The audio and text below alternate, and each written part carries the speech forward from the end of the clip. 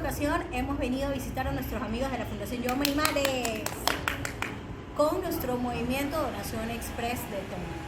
Y acuérdate, un granito ayuda a un gatito y hemos venido con los amigos de Tom. Aquí está Kitty Health. Hola, ¿cómo están? Queremos invitarlos a que sigan colaborando en la Casa de los Gatos con un granito de arena, en este caso de Tomcat, con helados Cat y también pues con medicinas y recaudando fondos para poder seguir salvando más gatitos. Hola amigos, soy Carolina de la DOCAN.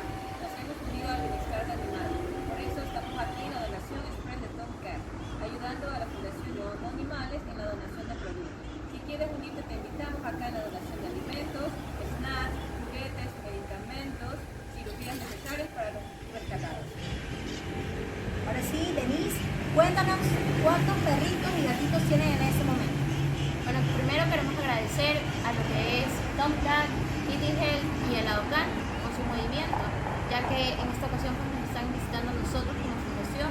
Nosotros al momento mantenemos 50 gatos y 24 perros. Estos animales pues sí necesitan bastante ayuda.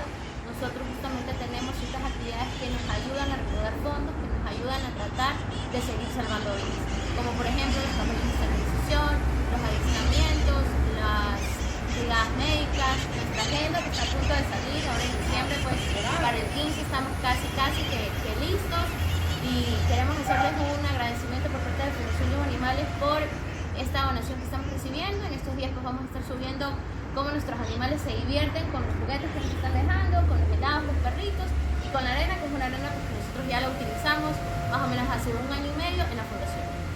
Ya saben amigos, Donación Express y sus amigos de Tom pueden ayudarte a que puedas hacerlo mucho más fácil.